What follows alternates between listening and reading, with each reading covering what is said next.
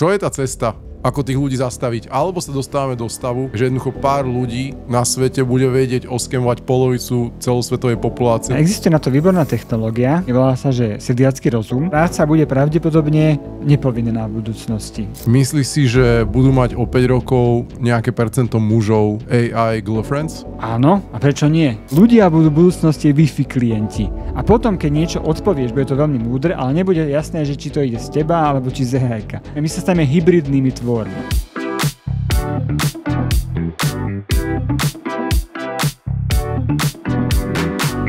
Dnes sa budeme rozprávať o novinkách ChatGPT a v umelej inteligencii, ktoré prišli za posledné obdobie pol roka. A mojím hostom je Martin Spano. A čau, vítaj. Čau. Čo bude skôr? Tunel Višňové alebo superinteligencia? Boli veľké očakávania na to, kedy príde tunel Višňové, čakali sme ho už dávno. Príde, dúfam, teraz na Vianoce. A podobné veľké očakávania boli napríklad teraz ChatGPT 5. A zároveň sú veľké očakávania ohľadom superinteligencie a som si istý, že keď príde, tak nastane sklamanie nevyhnutne, pretože sú očakávania veľké. Počkaj, aké sú očakávania od superinteligencie? Že bude robiť všetko za nás a my budeme vylihovať na pláži. A čo nás sklame tá časť, že bude robiť všetko za nás, alebo že nebudeme vylihovať na pláži? Ja by som bol veľmi rád, keby umelá inteligencia robila všetko za nás, pretože ja by som rád vylihoval na pláži, alebo respektíve ja rád chodím na hory. Ale nie som si istý, či to bude až také cool, a či predsa len nebudeme musieť trochu pohnúť aj my zadkom ešte nejakú dobu. Keď si predstavím situáciu, že napríklad ja hovorím ľuďom, aby študovali, keď chcú niekde investovať, jednoducho nech si nájdu veľa zdrojov. A teraz, že najjednoduchšie, prečítaj si to 5 kníh a budeš všetko vedieť, ale je skupina ľudí, ktorí chcú čítať 5 kníh, ale teda potom sú tu ľudia, ktorí to jednoducho robiť nechcú čítať tie knihy, alebo majú pocit, že nemajú čas. A teraz oni chcú možno odpovede, že z nejakého Google vyhľadávania. A potom ja im hovorím, že skúste to ChatGPT napríklad na to, aby ste si potvrdili to, že či má zmysel do niečoho investovať, kde sú rizika a tak ďalej. Ale je veľký rozdiel v tom, akú odpoveď kto dostane. Že napríklad S&P 500.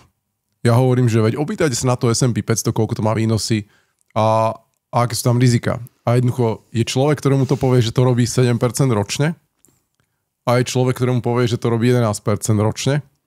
A pritom tie štatistiky historicky existujú, čiže to je že naozaj že explicitné číslo, ktoré sa dá získať. Hej. A ja som sám skúšal, že ako zadať ten dotaz do toho ChatGPT, aby som dostal to číslo, ktoré naozaj pramení zo štatistik.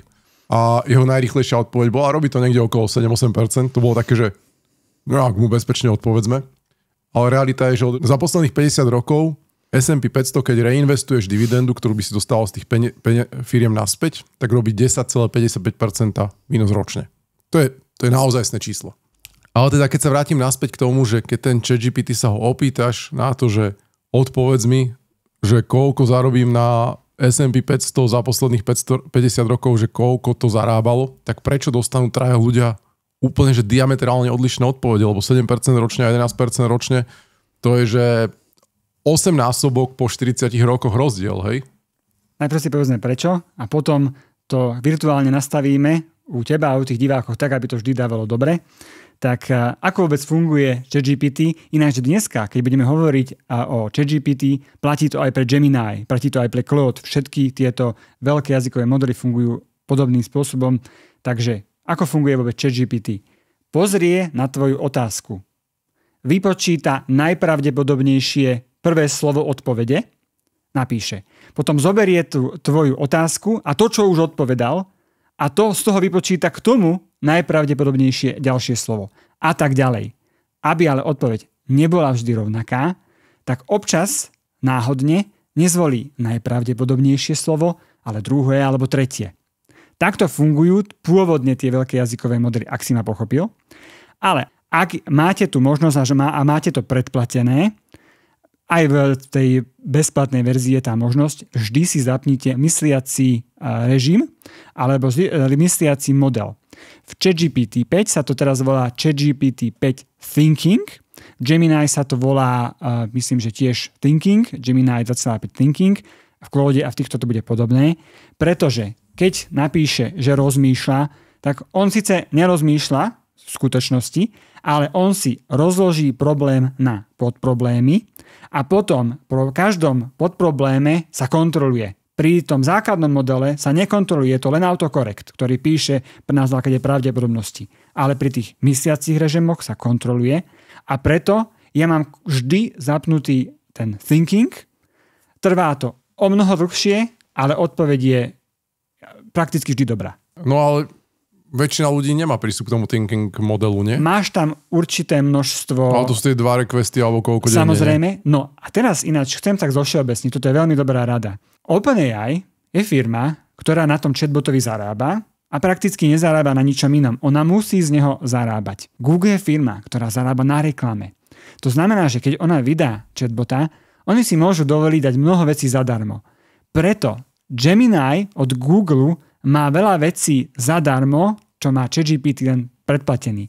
A moje odporúčanie je, keď nechcete platiť, používajte Gemini. Dobre, ale keď budem používať teraz to Gemini, tak nebude to o tom, že zrazu tie odpovede budú optimalizované podľa toho, čo si prajú ako keby reklamní klienti, lebo vlastne to platí reklama. Ide o to, že keď si v nejakom ekosystéme, tak aby ti odpovedal ten chatbot čo najlepšie, on sa snaží zistiť o tebe čo najviac. Ten Google toho o tebe naozaj najviac vie. A preto ten Gemini, aj na základe tvojich prehliadaní webu a tak ďalej, keď to má, ti odpovie inak ako tomu druhému. Je to hyperpersonalizované. No minulo som sa spýtal ChatGPT, že nech z toho, čo už odo mne zistil, z tých mojich rozhovorov, nech zadefinuje, že aký druh osobnosti som. A bolo to akože fakt, že blízke tomu, čo mi vyšlo z tých reálne, že profilov, ktoré som si robil ako keby, že keď si robíš rozbor seba ako zamestnanca, tak vlastne by to išlo veľmi podobne. Zadaj mu, keď budeš mať čas nasledovnú vec, na základe našich konverzácií mi prezrať o mne 5 vecí, ktoré o sebe neviem. Budeš sa čudovať. Počkaj. Vydrž. Mám tam dať aj niečo, že postav sa do nejaké role? Vieš? Nemusíš. Tentokrát to zjednodušíme a necháme tie ostatné veci na neho. Mne to príde, že teraz, keď som to čítal, tak vieš, nemôžem to čítať, lebo slovenská samoschvála ti to zakazuje. Nemusíš. Ale teda... na základe tvojich reakcií vidíme, že sa potešia aj naši diváci, takže smelo do toho. OK, počkaj, dám ešte, že... nechcem si kaziť náladu, že dám ešte, že 5 negatívnych, o ktoré o sebe neviem? Nedaj. Nedaj. Je leto, chceme robiť pozitívny podcast. No, on je fakt dobrý. Veľa z týchto vecí, aj tých negatívnych, ja mám zvedomených, hej. Rozumiem. Že chceš ty niečo robiť. Ale... Že napríklad, že tuto, že podceňuješ, ako veľmi ťa unavuje drobné manažovanie. Mm-hmm. Hej, že vlastne to je v podstate jedna z vlastností, že jednoducho chcem rozumieť každému detailu toho môjho rozhodnutia a ako keby naozaj, že niekedy mi to bere energiu. A na druhú stranu si myslím, že to je tá cesta, ako to posiluje tie silné stránky, že keď rozumieš tým drobným detailom, tak vieš lepšie spájať tie veci. Áno. A možno sa teba obhajujem, neviem, porozprávam si s ním. Máš tendenciu pokračovať v niečom, lebo si už do toho investoval čas a energiu, aj keď by bolo efektívnejšie odpojiť a pustiť niečo nové. A v tomto si myslím, že mám super schopnosť, že sa viem pustiť tých vecí. On si tie veci niektoré samozrejme halucinuje. Aha, to neznamená, že to je úplne vždy pravda. Záleží na tom množstve dát, ktoré si tam dal.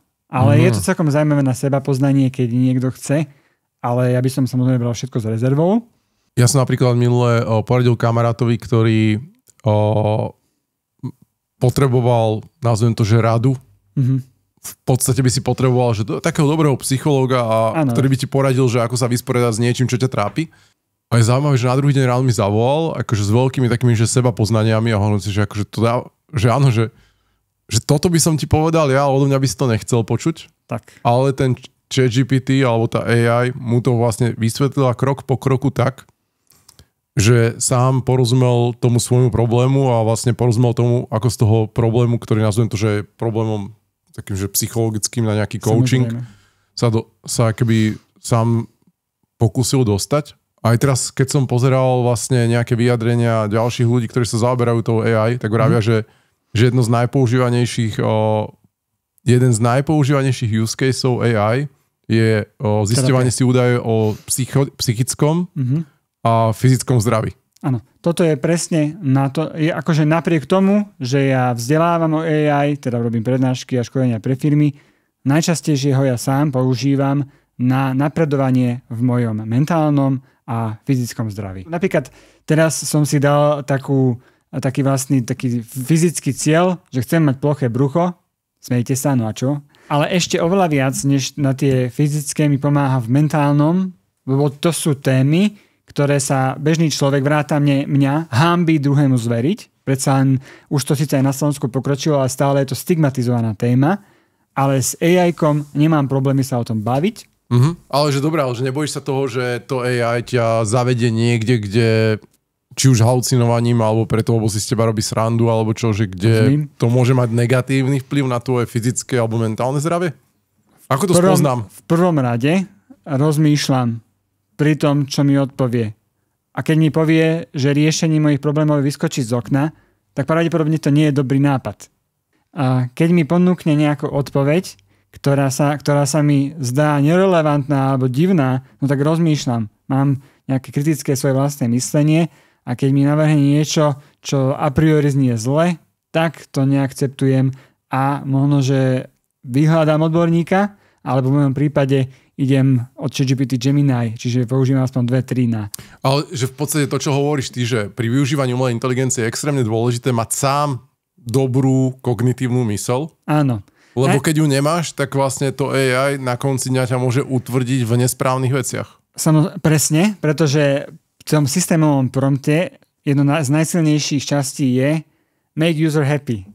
Že urob toho používateľa šťastným. Ale čo môže sa mi stať, že vyslovene bude určitý skamer? Že očividný skamer? Nie. A on ma utvrdí v tom, že daj mu peniaze? To zasa bude sa snažiť predsa len ti to nejako vyhovoriť, ale nie je to tak takovo silné ako tvoja mama, ktorá ti, keď tak poviem, tak povie, že toto nebude a hotovo. Akože proste nie je až tak radikálny. Ja som mal reálne jednu skúsenosť, že sa mi ozval človek, ktorý dostal z Tinderu, si našiel priateľku a tam mu poradila, ako investovať do krypta. Postupne tam vložil 20 000 eur a rástlo mu to. Potom následne ešte tam prihodil nejakých ďalších 10 000 eur, stále mu to rástlo, dneska tam má hodnotu 400 000 eur. No a keď to chcel vybrať, tak sa to vlastne nedá previesť na meta peňaženku, kým tam nepošlo ešte ďalších 10 000 eur, všetko v Ethereum bude platiť, alebo platil. Kým tam nepošlo ďalších 10 000 eur, čo mala byť odmena pre ťažiarov, aby rýchlejšie sprocesovali tú transakciu. No a vlastne už sa mu to zdalo podozrivé, tak sa ho pýtam, že kto mu to poradil, a on hovorí, že priateľka, ktorú si našiel, on, že ako dlho sa s ňou pozná, vraví, že pol roka, kde ju našiel na Tindri. A ja mu hovorím, že ale že dobre, ale že bol si niekedy, videl si ju niekedy fyzicky? A on, že hej, sa pýtam ako, že tak mali sme spolu video, hovorí, že ale že ste sa niekedy stretli. A on, že nie, lebo ona žije v Paríži. No a vlastne jemu ušiel taká tá drobnosť, že existuje taký ten Tinderový podvod, kde vlastne baba sa snaží vytvoriť nejaký romantický vzťah s tým mužom. A tento chalan teda naposielal tam peniaze. Ja si myslím, že už ich nikdy neuvidí logicky. Určite. A teda otázka je, že takémuto človeku by pomohlo, keď si nie je istý, sa rozprávať z OpenAI. A ak áno, ako by mal vyzerať ten prompt, že takže predstav si, že normálne, že máš človeka, ktorému niekto z internetu ponúka nejakú brutálnu investíciu. Ako sa má opýtať? Lebo neviem každému odpísať, bohužiaľ, aj keď sa snažím. A jednoducho vidím, že veľa ľudí, ktorí jednoducho sa nechajú nachytať na takúto nedobrú investíciu. Copy-paste všetky konverzácie, čo dostávam od tej baby kvázi a radil sa. Ja myslím, že už pri nejakej 10. by povedal, to je scam. Ako proste to je jasné. Lebo to aj bežný človek to vie a už nie je taký odborník, ako je ChatGPT. Ja napríklad čakám na to, kedy bude v Google Chrome už aj na Slovensku priamo bočný panel, ktorý bude mať kontext tej webovej stránky, ktorú pozerám. Prečo? Lebo v takom prípade by si nepotreboval mu tam copy-pastovať konverzácie, mal by si to tam otvorené, on by to videl a rovno by ti v tom bočnom paneli odpovedal. Existuje ale Copilot, to znamená, že keď si stiahnete Edge, čo ja používam Edge, no je vlastne ako Chrome len od Microsoftu, tak tam je Copilot a viete si ho dať nabok a viete sa potom rozprávať o tom, čo vidíte na web stránke. Dobre, a teraz, že keď sa vrátime naspäť tomu use caseu, čiže v princípe odporúčil by si každému, kto má dostane investičnú radu, konzultovať tú investičnú radu z AI, alebo ako by si odporúčal postupovať? Ja by som povedal, že bezpodmienečne okamžite investičnú radu konzultovať s AI-kom, nie s jedným. Máme viac dobrých. Konzultovať s ChatGPT a Gemini, to sú dlhodobo dve najlepšie na svete, a potom použiť v následne vlastný rozum. A základ pri takýchto radách, na ktoré potrebujem zdokladované zdroje, vedieť, odkiaľ to brala, tak zapnúť mysliace režimy, lebo mysliace režimy potom už častokrát aj prehľadávajú tie nástroje, ktoré si videl v mojej šablóne, keď im nezakážeme alebo priamo prikážeme, a zároveň z tých nástrojov to vyberajú, čiže máš to zazdrojované, čo je veľmi dôležité. OK, čiže vlastne, keď chceš zložiť tú vec, kde reálne naozaj chceš mať istotu toho, že overila údaje z webu, áno, a že naozaj si tým zaoberala viac ako len veľmi rýchla odpoveď, hej, tak vtedy je dobre použiť ten mysliaci režim. Áno. Keď ti ide o to, že tuto je e-mail, prosím ťa, oprav mi gramatiku, vtedy tak nepoužívaj mysliaci, to je zbytočné, to je autokorekt ten e-mail, áno. Ale aj pri tých naozaj peniaze sú veľmi dôležité a keď ich stratíme, je to zlé, tak brať to tak, že to je len rada, ktorá nie je ale ani právne záväzná pre ten chatbot, pre ten AI, jemu z toho nič nehrozí. Čiže nebrať to ako písmo sväté. Pred každou investíciou spíšte svoj investičný nápad do ChatGPT alebo Gemini a potom napíšte, keby si ma chcel od tejto investície odhovoriť, akých 5 najsilnejších argumentov by si použil na to, aby si mi povedal, že toto je veľmi zlý nápad. A teraz ide o tvoje prachy a ty nechceš urobiť zle. A tým máš samozrejme ten predsudok voči svojim vedomostiam o tej investícii, že si myslíš, že si všetko pokryl. A AI-ko ťa bude od toho odhovárať a keď ťa od toho neodhovorí, tak je to naozaj dobrá investícia. Chápeš? Hovorili sme o tom skéme z Tindra. Áno.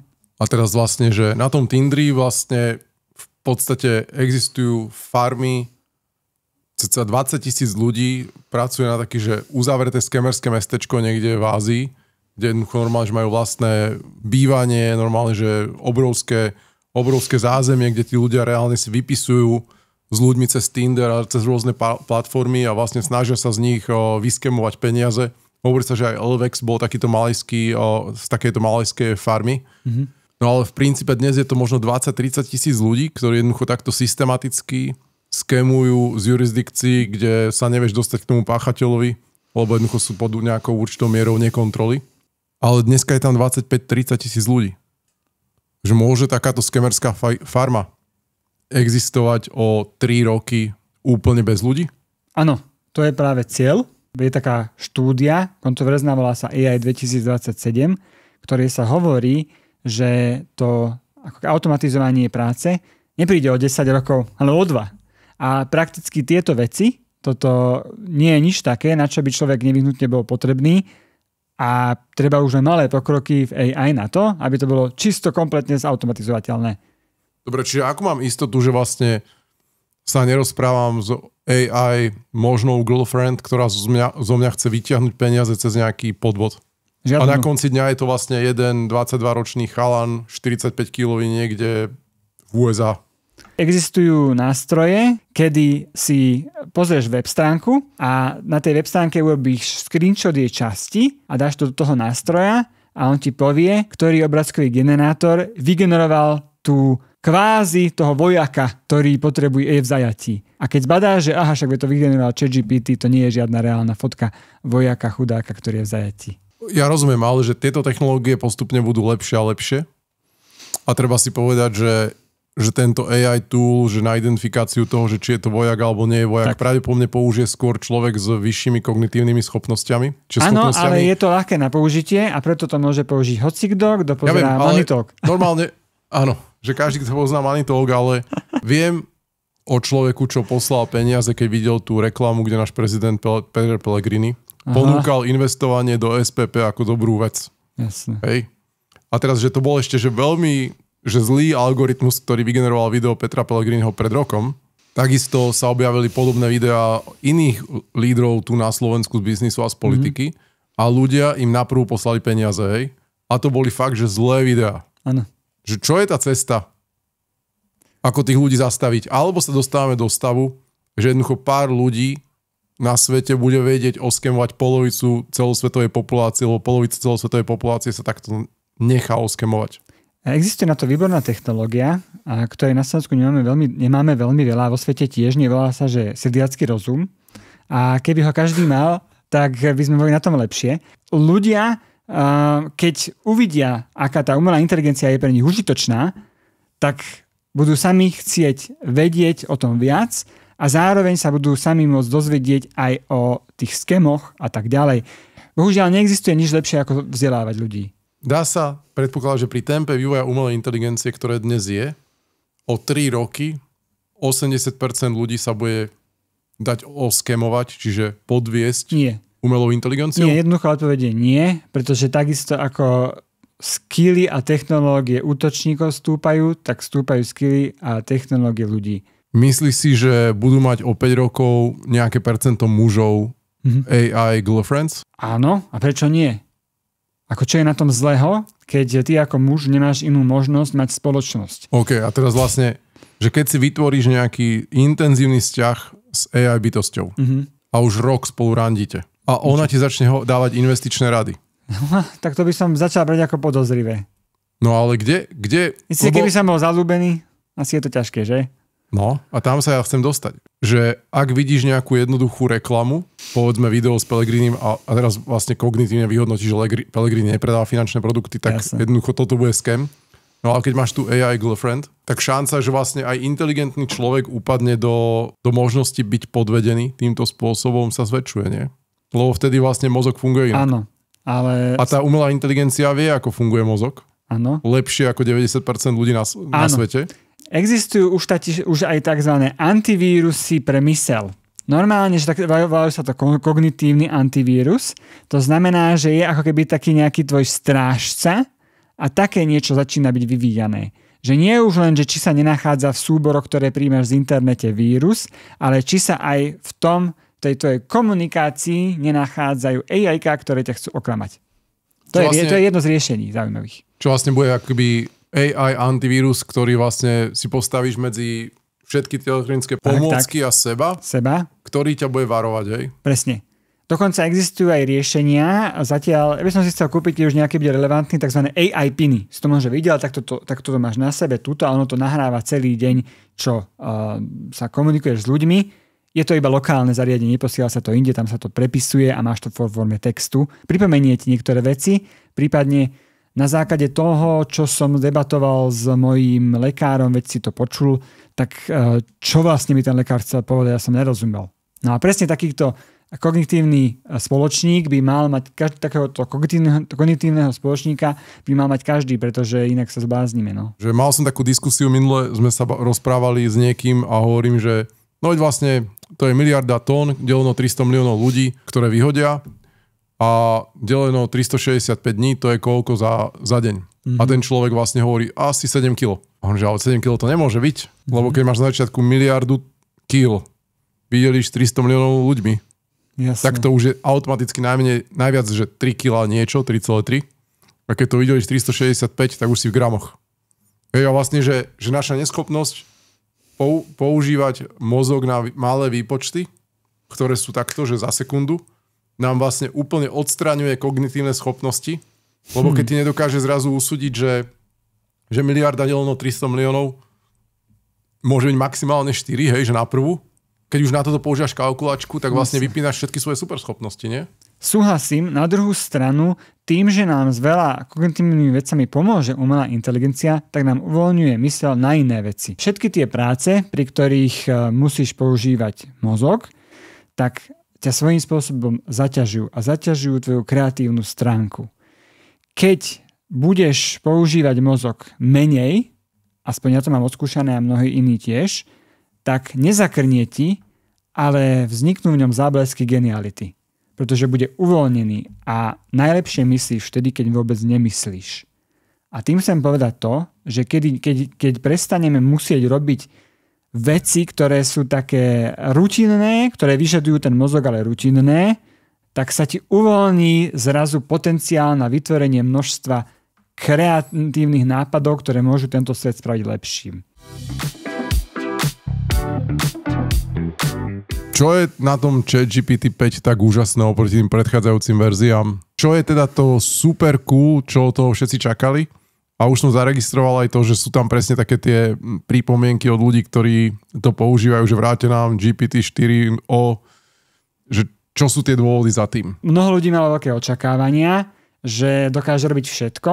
A problém ale je, že prečo mnoho ľudí je sklamaných, že sa naň pozerajú rovnako ako na tie predošlé verzie. Keď niekto chce ChatGPT 5 dobre používať, tak už teraz nestačí iba napísať lepší prompt, ako to bolo doteraz, ale treba začať myslieť ako manažér, ktorý má k dispozícii zamestnanca, ktorý dokáže síce robiť všetko, ale musíš mu doslovne povedať, čo chceš, aby spravil a čo nie. A preto som pre tvojich divákov spravil tento špeciálny template, kde vlastne chcem ukázať, ako správne používať ChatGPT 5. Ideálny ChatGPT prompt je systémom rola, úloha, výstup, nástroje, kde rola je, akú má mať rolu AI v tej úlohe. Počkaj, to mi vysvetlí, že to znamená, že ja vám poviem, že predstav si, že si finančný poradca napríklad a máš mi poradiť v nejakej oblasti, hej? Rolu si správne povedal. Keď chceš od neho napríklad investičnú radu a povieš, že ja som fitness tréner, tak asi bude rozprávať inak, ako keď mu povieš, že si investičný poradca. Jasné, a koľko percent ľudí, lebo ja tieto role asi viac menej všetci, čo to používajú denne, tie role im rozumieme, hej, ale že koľko percent ľudí dneska podľa teba uvažuje takýmto spôsobom, že si vie zadefinovať, že odpovedaj mi, ako keby si bol v úlohe niekoho. Nedával by som to viac ako 1%, ale ja medzi to 1% radím ľudí, ktorí pozerajú tvoj podcast. To sú inteligentní ľudia, ktorí chcú sa mať lepšie ako ostatní, ktorí chcú robiť svet okolo seba lepším. A preto som ti priniesol toto, aby boli medzi tým 1% stále. Proste, alebo že udržiavali sa top. Čiže aby si bol, že medzi 1% najúspešnejších ľudí, ktorí využívajú tú AI na maximum. A aby si sa nemusel na LinkedIn sťažovať, že ChatGPT 5 ti ide horšie ako predošlé, tak to musíš používať takto. OK. Čiže začni. Dobre, čiže rolu to si správne povedal. Druhá vec, úloha, to zostáva ako v minulosti. Definuješ presne, čo konkrétne chceš. Môžeme si tu aj povedať nejaký príklad potom. Tretia vec, formát. To znamená, že chceš to mať prehľadne v tabuľke, alebo chceš to mať ako zoznam. Treba ho brať, ako keď žena sa snaží mužovi vysvetliť, čo má spraviť, tak mu to musí vysvetliť po lopate, lebo my muži sme v podstate jednoduchí ľudia. A keď nám to nevysvetlíš, tak my nemáme čarovnú guľu, aby sme vedeli, čo vlastne tá žena od nás chce. Čiže to je vlastne výzva k ženám, že správajte sa k mužovi ako k umelej inteligencii. Hej? Nie, tým som chcel povedať, že ženy sú o mnoho inteligentnejšie ako my muži a my vlastne nemáme šancu prísť na to, čo vlastne chcú, tak na to musia úplne po lopate povedať. A presne takto po lopate to musíme povedať aj tomu ChatGPT, vlastne aj tým predošlým verziám, ale obzvlášť 5. Veľký rozdiel, čo oproti minulým verziám, je práve tá posledná časť a to je nástroje. Totižto teraz tie chatboty majú možnosť pristupovať k webu, to znamená surfovať na webe, môžeš pristupovať k niečomu, čo ti niečo nakódi, a keď nevieš vyriešiť nejaký problém, tak si to nakódiš a to ti vyrieši ten problém. No ale on nevie, čo z toho ty chceš, aby používal, tak musíš explicitne povedať, ktoré z tých nástrojov, ktoré má v dispozícii, môže používať. Web. Skús mi to vysvetliť, čo znamená nástroje, hej? Tak, web, to znamená, že či má to, na čo ti bude odpovedať a hľadať na webe alebo zo svojich vedomostí, na ktorých bol natrénovaný. Lebo inak sa rozhodne sám. Samozrejme. A budeš mať nejakú odpoveď, a je to síce komfortné, ale nemusí sa ti páčiť, lebo si mu nepovedal, ako to má robiť. Ľudia sa sťažujú, že ten 5-kový model OpenAI je nie tak dobrý, jak ten 4-kový a to z dvoch dôvodov, že odpoveda stručnejšie a menej empaticky a im sa tá empatia páčila. A druhý, že majú menší počet tých requestov, ktoré sú tie rozšírené zdarma. Akože chápem, že tak za to musím platiť, sa mi to nepáči, tak o tom sa ani nebavme. To je ekonomická časť, ale tá empatia, že naozaj to je taký problém. OpenAI zaviedlo v tejto verzii možnosť, že si môžeš nastaviť povahu. musíš si to nastaviť. Oni nastavili nejakú defaultnú, ale keď chceš viac empatickú, prípadne viac takú akože geekovskú, tak dá sa to nastaviť spomedzi 4 nastavení. Takže nech to ľudia nastavia podľa svojich preferencií. To je tá prvá časť. A tú druhú, čo si spomínal, tomu som chcel tiež reagovať, že sa, jasné. Jeden z skutočných dôvodov, prečo bol uvedený ChatGPT 5, ani nie je kvôli tomu, aby teraz ten model bol sám lepší, ale aby tam bol tzv. Smerovač alebo router, ktorý vnútorne rozhodoval, ako veľmi myslenia pridelí ChatGPT tvojmu dotazu. Keď za to odporúčam vždy si zapnúť, ak je tá možnosť ten thinking, lebo tam je tvojmu dotazu venovaný vždy najviac času. Lenže to je strašne drahé. A OpenAI potrebuje šetriť a spravilo to tak, že oznámilo nový model, kde už tým bezplatným užívateľom dáva obmedzené možnosti používať ten drahý thinking a on sám rozhodne, koľko vlastne investuje času, koľko použije tej vody, vlastne. Jasné, lebo vlastne ak si zostal zamknutý v tom rozšírenom myslení, tak vlastne každý obyčajný dotaz oprav mi gramatiku išiel na rozšírené myslenie zbytočne, hej? Presne tak. A teraz si to oni rozhodnú. V zásade dnes žijeme v období, že oni sú tie vlastne obdobia, že AI, AGI a superintelligence. Vysvetlíme to, keby a potom je, že božská inteligencia, hej? God AI sa to Poďme sa o tom pobaviť, veľmi zaujímavá časť. Tak poď rozdiel to do tých 3 častí. Čo je to vlastne AI, umelá inteligencia? Používanie počítačov na úkoly, na ktoré predtým bol treba ľudský mozog. Hej.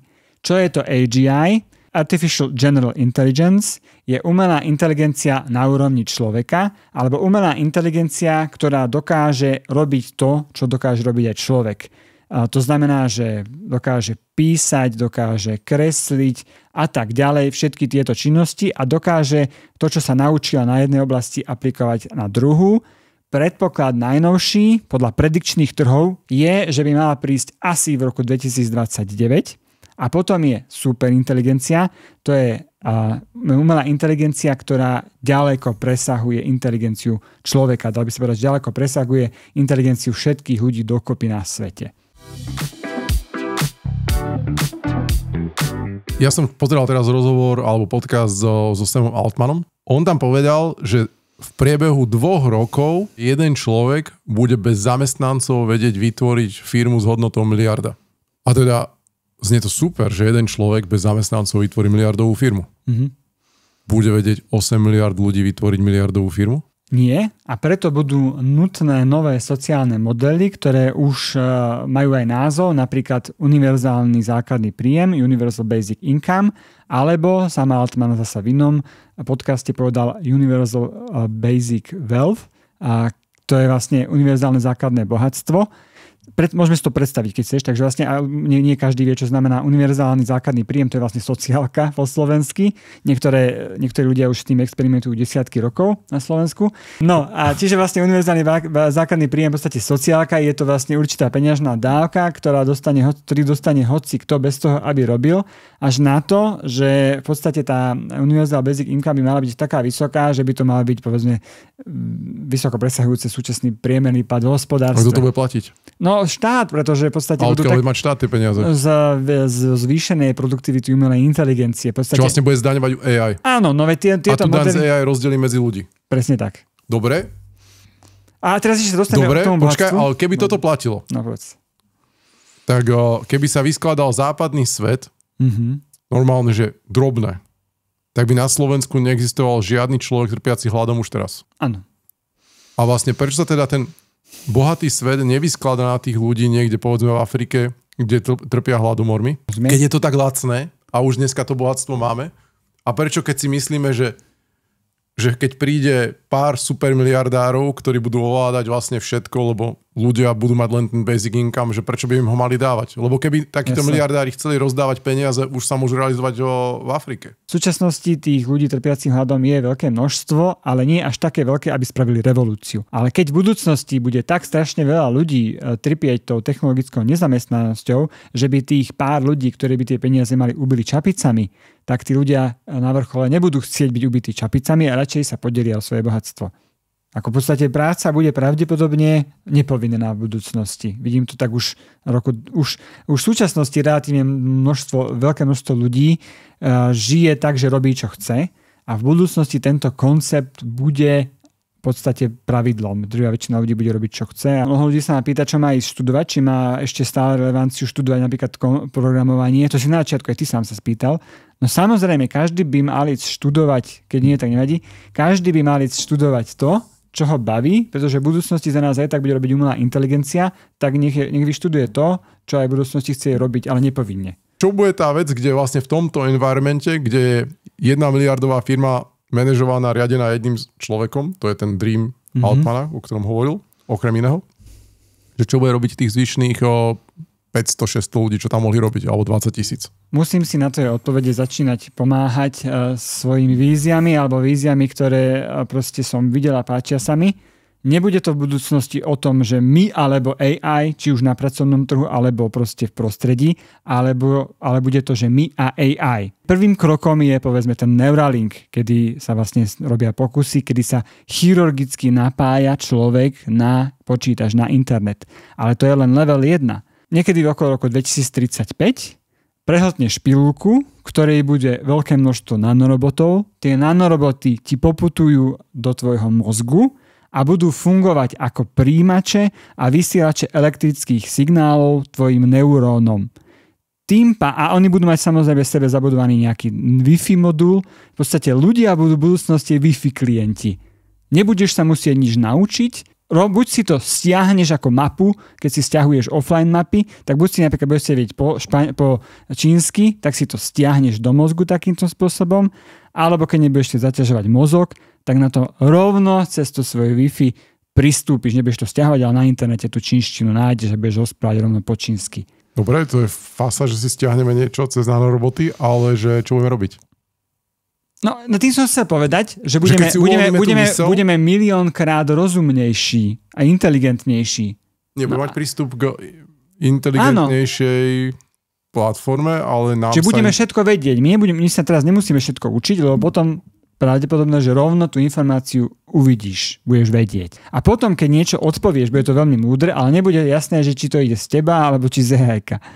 Okay, my vlastne splínieme, my sa staneme hybridnými tvormi. Pravdepodobne jedno z takých veľkých projektov je spraviť vedomým celý vesmír. Pretože ako Shakespeare povedal, že krása je v oku pozorovateľa a vesmír by nebol krásny, keby nebol človek, ktorý by tú jeho krásu videl. To znamená, že musia existovať vo vesmíre bytosti ako my, ktoré majú cit pre krásu, aby mohli jeho krásu posudzovať.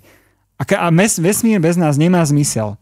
A je teraz naším cieľom a povinnosťou rozšírovať toto vedomie po celom vesmíre. A toto je jeden zo spôsobov, že sa staneme superinteligencie. A vesmír je taký dlhý, že je to projekt na celé naše životy aj ďalej.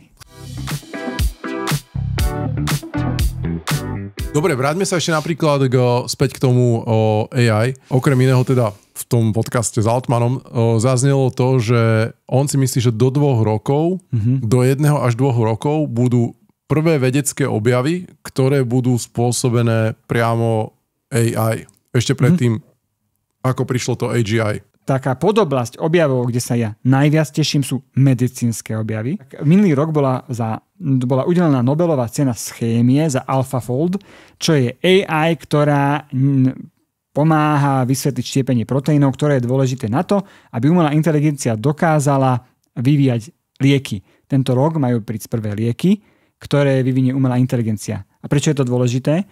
To máš, ako keď vyvíjame auto, tak ho nevyvíjame tak, že by sme urobili odliatok 3D celého auta a potom testovali na ňom vlastnosti, ale urobíme digital twin, digitálnu dvojičku v počítači a na nej robíme simulácii a vylepšujeme ho. A presne vďaka týmto pokrokom v AI vieme teraz urobiť simuláciu choroby a zároveň toho liečiva a vieme miliardukrát rýchlejšie vyvíjať lieky. Čiže ak všetko pôjde dobre, a toto nie je moje tvrdenie, ale práve nobelistu Denisa Hassabisa, tak do 10 rokov prestane byť problém s akoukoľvek chorobou na svete. Aj s vekom? Presne o to ide. Každý rok si starší o rok, ale čo si neuvedomujeme, že vďaka pokrokom sme mladší o 4 mesiace. My v skutočnosti každý rok nestarneme o rok, ale len o 8 mesiacov. a niekedy okolo roku 35-40 by sme mali prestať starnúť vôbec. V tom podcaste s Altmanom zaznelo, že vlastne výhodou AI nie je to, že by robila rýchlejšie pokusy, aby rýchlejšie získavala informácie z prostredia a tým pádom vytvárala tie vedecké objavy, ale vlastne tá základná výhoda tej AI je, že aj keby sme odteraz už nerobili žiadne testy, tak vlastne zo všetkých minulých testov tá AI dokáže vytvoriť kopec nových objavov preto, lebo vlastne má tú schopnosť spájať, a hlavne tá AGI bude mať schopnosť spájať tie súvislosti medzi vecami, ktoré my už vieme, máme ich zistené, ale tých vedcov ako keby sami ich nenapadajú tie možnosti, ako to pospájať, aby niečo vzniklo. Presne. Že vlastne tá výhoda toho AI v budúcnosti pri tých vedeckých objavoch nie je v rýchlosti vytvárania nových pokusov a zisťovania nových vecí, ale práve lepšia a oveľa širšia práca na tom, čo už my vieme. Áno. Len sa nevieme pospájať. Napríklad pri riešení exotických chorôb, na ktoré nie sú momentálne nič exotických, takých exotických zmysle nie, že pochádzajú z exotickej krajiny, ale že ich má relatívne malý počet ľudí a preto na to nie je dosť doktorov, ktorí by sa tým zaoberali. Ale AI, pretože doktori sa nemôžu rozkrajať. Ale AI sa môže naklonovať a môže sa tomu vedovať a objaviť súvislosti, ktoré tieto choroby vyriešia. Ďalšia vec, keď hovoríme o medicíne, aby sme nezachádzali iba ale aby sme dávali aj praktické veci, tak ja, keď prídem od lekára, naskenujem si to, čo od neho dostanem a spýtam sa, nech mi to vysvetlí laicky. A on mi to krásne vysvetlí, čo treba robiť. Je to skvelé využitie tej umelej inteligencie. Jasne. Lekári to milujú, keď si vygoogliš chorobu. To je iné. Pozor, to, ako funguje Google algoritmus, vedie k tomu, že ak si objavíš bodku a napíšeš to do Google, tak ti povie, že zomieraš. To vždy. No, to mi vždycky vyšlo. No, ale to je dané tým algoritmom, lebo ľudia, keďže klikali pri tých bodkách na tie najhroznejšie veci, lebo to tak máme, tak sa tie najhroznejšie veci vytupovali na prvé miesta. Takže do Google určite nezadávajte nič medicínskeho, lebo pri hocičom idete zomrieť. OK. Ale tie jazykové modely odpovedajú normálne fundovanie, žiadne topovanie ľuďmi. Okay. To je také, sa na ľudí nechá urobiť algoritmus. No. Čiže reálne si myslíš, že to reálne to dáva pomáha, lepšie objektívne odpovede. veci. Samozrejme... Okay. Ale aj, že aj lajkom, hej? Áno, aj presne, aj lajkovi... Nie, že aj... Hlavne lajkovi to pomáha, ale napríklad počujem stále viac lekárov, medzi nimi moja mama je lekár, ktorí si pomáhajú pri rôznych menej takých frekventovaných chorobách a divných príznakoch a pomáha im AIko pri tom vyriešiť problém. Keď sa tak s tebou rozprávam, tak si hovorím, že nie je lepšie predať všetky tie nehnuteľnosti, ktoré vlastním a užívať si peniaze, lebo na konci dňa vďaka tomu basic income a všetkému budem žiť rovnaký život, ako budem žiť tak či tak, akurát si to obdobie dovtedy viac užijem? Ja by som to tak tú mieru užívania nedal na 100% zo všetkých peňazí, takže o 10 rokov potopa, ale by som to primerane robil, ale už by som možno, že tú časť, ktorú využívam na užívanie, zväčšil, ale stále by som veľkú časť používal na investovanie a na ten plán B, keby náhodou tá AI-ka od tých 10 rokov nebola tak ďaleko. A zároveň, veď alebo ľudia neinvestujú len kvôli peniazom, ale aj kvôli tomu, že ich to baví. Vieš, že máš radosť, keď ti peniaze prinesú peniaze. Ďakujem, že si bol vo dnešnom podcaste hosťom. Teším sa, že som tu bol. A teším sa možno na ďalšie správy, možno o pol roka, o rok, kde budeme vidieť, ako sa nám tá AI postupne dostáva do životov. Podcasty Money Talk pripravujem spolu so svojím tímom a je pre nás veľmi dôležité vedieť, či vám dávame dostatočnú hodnotu. A to najlepšie zistíme podľa toho, že nás podporíte tým, že kliknete na tlačítko subscribe alebo odoberať, lebo to je najlepšie merateľný ukazovateľ toho, že chcete, aby sme vám prinášali ďalšie podcasty. A veľmi si vážim túto podporu, ktorú nám dáte a sľubujem vám, že každým ďalším podcastom budeme lepší.